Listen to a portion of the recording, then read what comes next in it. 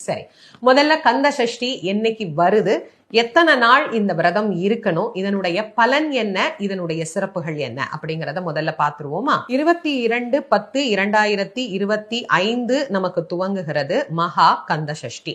பிரதமை 21ஆம் தேதி மாலை 5:49 துவங்கி 22/10 மாலை 7:40 வரைக்கும் நமக்கு அமைந்திருக்கிறது. அதனால 22ஆம் தேதி காலை தான் நமக்கு மகா கந்த சஷ்டி அப்படிங்கிறது துவங்க ஆரம்பிக்கிறது. ஆக 22/10/2025 நமக்கு மகா கந்த சஷ்டி விரதம் துவங்கி 28/10/2025 வரை இந்த சஷ்டி விரதமானது நமக்கு நடைபெற இருக்கிறது. கந்த சஷ்டி விரதமானது மொத்தம் 7 நாட்கள். இதை நான் பல ஆண்டுகளாக தொடர்ந்து உங்களுக்கு சொல்லிட்டு இருக்கிறேன்.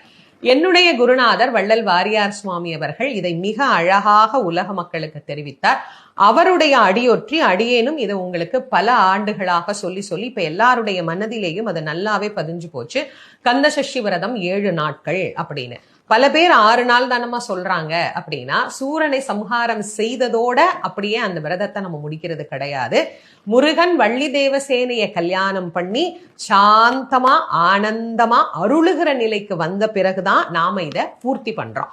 அப்படி பூர்த்தி பண்ணுகிற போது 100% நாம் வேண்டியது வேண்டிய வண்ணமாக நமக்கு கிடைக்கும். அப்படிங்கிறதுனாலதான் என்னுடைய குருநாதர் ரொம்ப அழகா இந்த மகா கந்த சஷ்டி விரதத்தை 7 நாட்கள் விரதமாக தான் கடைபிடித்து என்ன அனுபவத்தை பெற்றாரோ அதை இந்த உலக மக்களுக்கு சொல்ல ஆரம்பித்தார். Download ShareChat.